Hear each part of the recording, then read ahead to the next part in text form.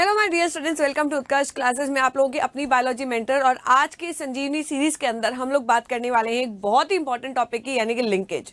अगर हम लोग जनरली बात करें कि शब्द का मतलब क्या होता है, लिंकेज का मतलब क्या होता है, संलग्नता का मतलब क्या होता है, तो बच्चों मैं आपको बता दूं कि लिंकेज या संलग्नता का मतलब होता है कोई भी चीज अगर जुड़ी हुई है, अगर पास पास में उपस्थित है और जुड़ी हुई फॉर्म में है तो उसे कहा जाता है लिंकेज या फिर संलग्नता।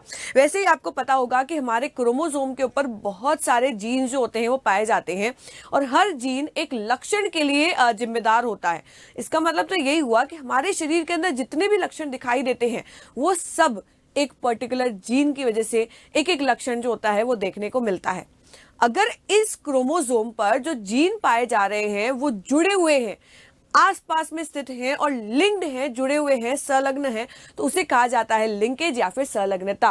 और उसी के ही बारे में आज की क्लास के अंदर, इस संजीवनी सीरीज के अंदर हम लोग बात करने वाले हैं।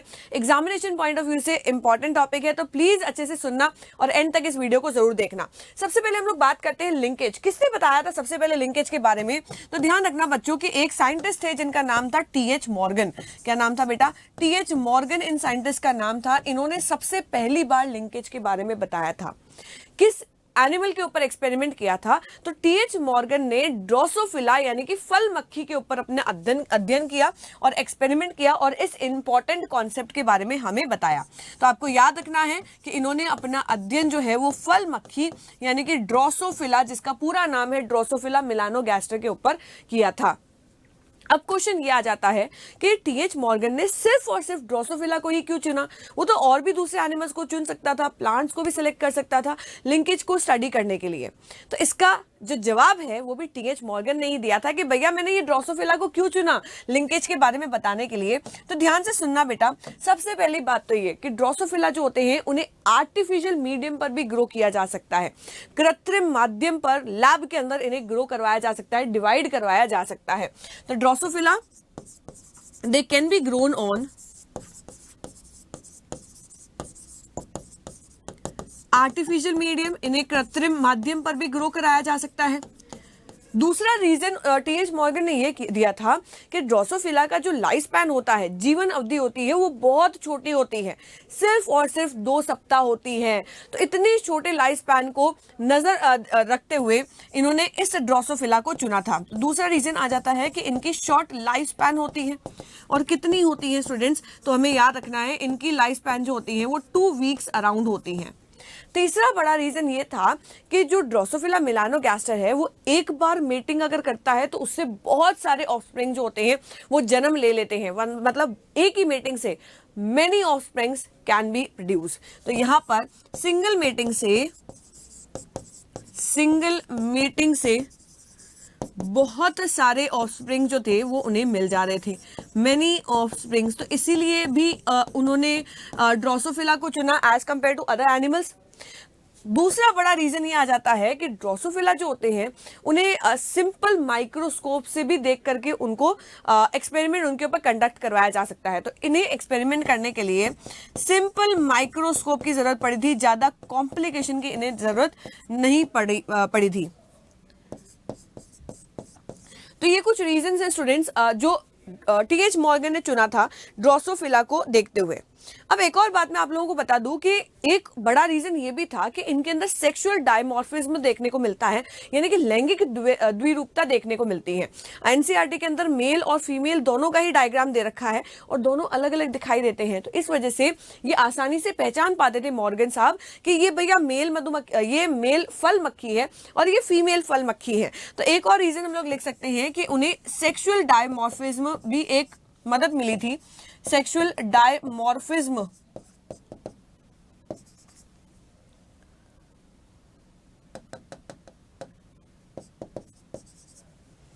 भी एक बड़ा रीजन था कि उन्होंने ड्रोसोफिला को अपने एक्सपेरिमेंट के लिए चुना था।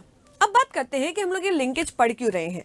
बच्चों आप लोगों ने मेंडल के नियम तो पढ़े ही है ना, उसमें से एक नियम ये आता है इंडिपेंडेंट असॉर्टमेंट का, कि हर एक जीन जो होता है वो इंडिपेंडेंट असॉर्टमेंट दिखाता है और गैमीट्स जो होते हैं वो अपने हिसाब से बनाते हैं। पर यहाँ पर जब टीएच मॉर्गन ने लिंकेज के बारे में बताया तब ये पता चला कि ये सबसे बड़ा अपवाद है, सबसे बड़ा एक्सेप्शन है इस इंडिपेंडेंट असॉर्टमेंट का। तो लिंकेज क्या है बच्चों? लिंकेज जो होता है ये एक्सेप्शन होता है। ये अपवाद है, एक्सेप्शन टू इंडिपेंडेंट असॉर्टमेंट।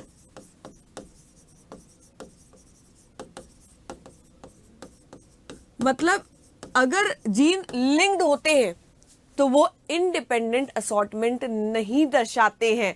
बहुत इंपॉर्टेंट स्टेटमेंट है, वापस से रिपीट कर रही हूं, अगर जीन्स लिंक्ड होंगे, अगर जीन्स जुड़े हुए होंगे तो वो इंडिपेंडेंट असॉर्टमेंट नहीं दर्शाते हैं। तो इसका मतलब तो ये हुआ कि जो रेशियो हमें इंडिपेंडेंट असॉर्टमेंट से मिल रहा था, दैट इज 9:3:3:1, वो यहां पर लिंकेज में नहीं मिलेगा। बिल्कुल सही बात है बच्चों।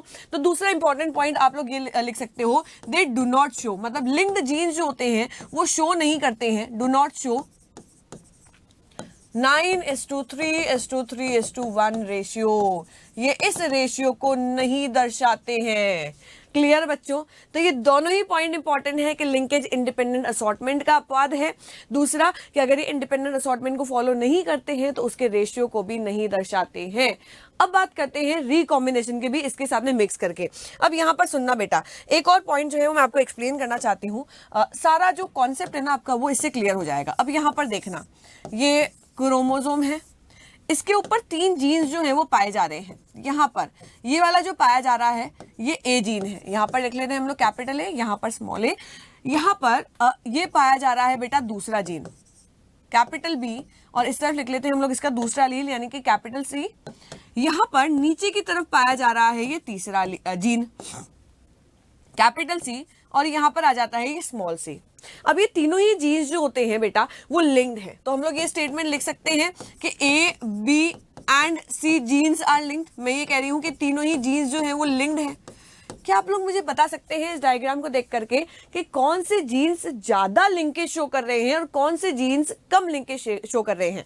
तो यहाँ पर अगर आप लोग ध्यान से देखोगे तो ए और बी जीन जो नजदीक हैं, जो पास पास में हैं, वो ज्यादा लिंकेज शो करते हैं, और ए और सी जीन जो दूर दूर हैं वो कम लिंकेज शो कर सकते हैं। क्या मैं ऐसा कर सकती हूँ? बिल्कुल। तो यहाँ पर ए और बी जीन जो है वो ज्यादा अधिक लिंकेज संलग्नता दर्शाते हैं बेटा, और यहाँ पर ए और सी जीन जो है, ए और सी जीन जो है वो लेस लिंकेज शो करते हैं, कम संलग्नता दर्शाते हैं। अगर हम लोग डिस्टेंस से रिलेटेड बात करें तो जिन जीन्स के बीच में कम डिस्टेंस होता है वो ज्यादा लिंकेज शो कर रहे हैं, और जिन जीन्स के बीच में मतलब ए और सी जीन्स के बीच में ज्यादा डिस्टेंस है वो कम लिंकेज शो कर रहे हैं। इसका मतलब ये हुआ कि लिंकेज और डिस्टेंस बिटवीन जीन्स जो होते हैं वो इनवर्सली प्रोपोर्शनल होते हैं। तो एक और कॉन्सेप्ट मैंने आप लोगों को यहां पर बता दिया कि लिंकेज जो होता है वो इनवर्सली प्रोपोर्शनल होता है to the distance between the gene. जितना ज्यादा डिस्टेंस होगा उतना कम लिंकेज जो है वो दर्शाता है। डिस्टेंस, और अगर ज्यादा लिंकेज होगा तो कम डिस्टेंस होगा, कम लिंकेज होगा तो ज्यादा डिस्टेंस दो जीन के बीच में शो होगा। एक और कॉन्सेप्ट जो है वो मैं आप लोगों को यहां पर बता देती हूं। अगर हम लोग रिकॉम्बिनेशन के हिसाब से बात करते हैं, वापस इसी डायग्राम पे मैं आ जाती हूं। अब मुझे ये बताओ, 2 कॉम्बिनेशंस मैं आप लोगों को दे रही हूं, ठीक है? पहला तो ये बेटा कि ए और बी जीन्स के बीच में अगर रिकॉम्बिनेशन हो रहा है तो क्या पेरेंटल टाइप्स दिखेंगे? क्या रिकॉम्बिनेशन हो पाएगा? क्या मुझे इतना बता दो। देखो मैंने आप लोगों को ये बोला है कि ए और बी जीन्स जो है वो जुड़े हुए हैं, लिंक्ड है, तो क्या ए और बी जीन्स के बीच में रिकॉम्बिनेशन पॉसिबल है? बिल्कुल भी नहीं है। यहां पर सिर्फ और सिर्फ पेरेंटल टाइप्स जो हैं वो देखने को मिलते हैं। अगर हम लोग बात करते हैं यहां पर ए एंड बी जीन्स, क्योंकि ये लिंक्ड है तो यहां पर बेटा कोई भी रिकॉम्बिनेशन नहीं होता है। मतलब अगर लिंकेज ज्यादा है तो इसका मतलब ये हुआ कि रिकॉम्बिनेशन नहीं होगा। समझ में आया नहीं आया बच्चों?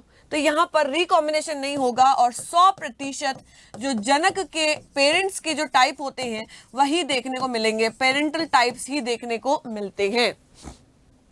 अगर मैं बात करूं दूसरे जीन्स की, यानी कि ए एंड सी की अगर मैं बात करूं जो कि यहां पर दूरी पर है, तो इन दोनों के बीच में बेटा रिकॉम्बिनेशन जो है वो पॉसिबल होता है। रिकॉम्बिनेशन बिल्कुल पॉसिबल होता है। तो अगर मैं इन कॉम्बिनेशन को देखूं तो ए और सी भी बन सकता है, छोटा ए छोटा सी भी कॉम्बिनेशन बन सकता है, बड़ा ए छोटा सी भी कॉम्बिनेशन बन सकता है, और यहां पर छोटा ए बड़ा सी भी कॉम्बिनेशन यहाँ पर बन सकता है। तो क्या इनके अंदर रिकॉम्बिनेशन हुआ? बिल्कुल हुआ बेटा। ये क्या दर्शा रहे हैं? ये रिकॉम्बिनेशन दर्शा रहे हैं। और ये क्या दर्शा रहे हैं? ये पेरेंटल टाइप दर्शाते हैं। तो मैं ये कह सकती हूं कि यहाँ पर मोर देन 50% पेरेंटल टाइप देखने को मिलता है, पेरेंटल टाइप देखने को मिलता है, और लेस देन 50% यहाँ पर रिकॉम्बिनेंट्स देखने को मिलते हैं। तो बात समझ में आई या नहीं आई बच्चों के? अगर जीन पास पास में स्थित होंगे, ज्यादा लिंक्ड होंगे, तो उनके बीच में कोई भी रिकॉम्बिनेशन नहीं होगा, सिर्फ और सिर्फ पेरेंटल टाइप देखने को मिलते हैं। और अगर यहाँ पर जीन्स जो है वो दूरी पर लोकेटेड होते हैं, कम लिंकेज होगा, 50% से ज्यादा पेरेंटल टाइप होगा, और यहाँ पर रिकॉम्बिनेशन देखने को मिलेगा ही मिलेगा। तो आई होप सो कि कॉन्सेप्ट जो है वो आप लोगों के लिए बहुत ज्यादा इंपॉर्टेंट रहने वाला है एग्जामिनेशन पॉइंट ऑफ व्यू से। ऐसे ही वीडियोज के लिए बने रहे इस चैनल पर। Thank you for watching students.